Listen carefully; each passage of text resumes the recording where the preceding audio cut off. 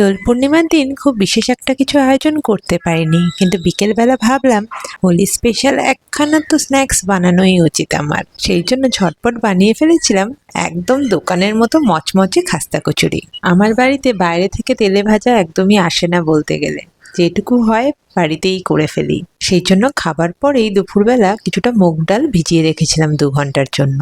বিকেল হতেই রান্নাঘরে চলে এসেছি ময়দাটা মেখে নেব বলে। এর জন্য ময়দার সাথে কিছুটা নুন আর জোয়ান আর বেশ কিছুটা তেল দিয়ে এটাকে ময়াম দিয়েছি। এখানে কিন্তু আমি ধৈর্য ধরে মিনিট 4 ময়াম দিয়েছি। তারপরেই দেখো হাত মুট করলে কেমন এরকম দলা পাকিয়ে যাচ্ছে, আবার এরকম সহজে ভেঙেও যাচ্ছে। এবার এর মধ্যে অল্প অল্প করে জল দিয়ে একটা মাঝারি ডো বানিয়ে নেব। বেশি শক্তও না আবার নরমও না। শক্ত হয়ে গেলে কিন্তু কচুরিগুলো তেলে দিলে ফেটে যাবে, আবার নরম হলে যখন পুর ভরবে তখন এদিক ওদিক দিয়ে সে ঠেলে বেরিয়ে চলে আসবে।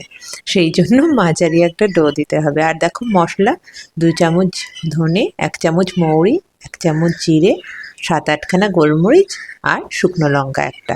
তোমরা চাইলে লঙ্কা বেশিও দিতে পারো, আমার বাচ্চা খাবে বলে আমি কম দিয়েছি ঝালটা। এবার এটাকে রোস্ট করে এরকম দেখো আধ ভাঙা একটা মিক্সচার বানিয়ে নিতে হবে। তোমরা চাইলে শিলনোড়াতেও করতে পারো। এবার মশলাটা একটা আলাদা বাটিতে ট্রান্সফার করে নিচ্ছি, আর এই ডালটাকেও এরকম দেখো আধ ভাঙা ভেঙে নিচ্ছি। একদম স্মুথ পেস্ট কিন্তু করবে না। এবার একটা ফ্রাইং প্যানের মধ্যে 2 চামচ বেসনকে ভালো করে রোস্ট করে নিতে হবে। অনেকে কিন্তু রোস্ট না করে তেলের মধ্যে ডাইরেক্ট বেসনটা দিয়ে দেয়, তাতে একটা বেসনের কাঁচা গন্ধ থাকে। রোস্ট করে নিলে সেটা আর থাকে না। এবার ওইটার মধ্যে কিছুটা তেল দিয়ে কিছুটা হিং দিয়েছি। হিঙের সাথে এটাকে ভালো করে দেখো এরকম মিশিয়ে নিয়েছি। এরপর এর মধ্যে এই মুগ ডালের বাটাটা দিয়ে দিয়েছি। তার সাথেই দিয়েছি কিছুটা আদা বাটা আর কাঁচা লঙ্কা বাটা, আর দিয়েছি স্বাদ মতো নুন। সাথেই দিয়েছি কিছুটা আমচুর পাউডার, আমার কাছে ছিল, তোমরা চাইলে লেবুর রসও দিতে পারো। আর যে মশলাটা বেটে রেখেছিলাম সেই মশলাটা দিয়ে এবার এটাকে ভালো করে ধৈর্য ধরে মেশাতে হবে। এটা কিন্তু যখন ঝুরঝুরে হয়ে যাবে তখন বুঝবে এটা হয়ে গেছে, নরম ভাবটা যেন কেটে যায়। লাস্টে নামানোর আগে সামান্য চিনি দিয়েছি। এটা ঠান্ডা হোক, ততক্ষণে ময়দাটা দেখে নিই।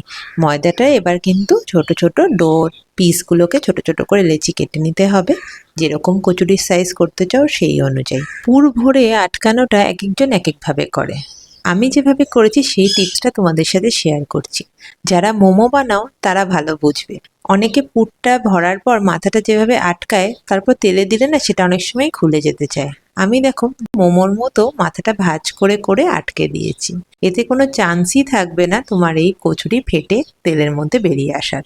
এবার এটাকে গোল করে হাত দিয়ে আমি এরকম চেপে চেপে একটু চ্যাপ্টা করে নিচ্ছি, যাতে সমানভাবে সব দিকে যায়। দেখো আরও একখানা দেখিয়ে দিচ্ছি।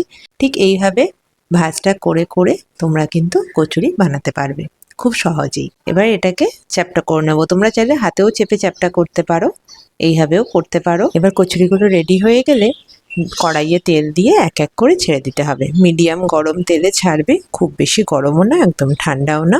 তাহলে দেখবে 3-4 মিনিট বাদে এরকম আস্তে আস্তে ফুলে উঠছে, দেখতে পাচ্ছ? এরকম ফুলে আস্তে আস্তে ভেসে উঠবে। এবার এটাকে মিডিয়াম ফ্লেমেই এপিট ওপিট বেশ লাল করে ভাজতে হবে। যখন দেখবে বাইরেটা বেশ ক্রিস্প হয়ে গেছে আর খুব সুন্দর কালার এসে গেছে, তখনই বুঝবে তোমার কাছে দোকানের থেকেও হেলদি আর টেস্টি খাস্তা কচুরি বাড়িতেই রেডি হয়ে গেছে।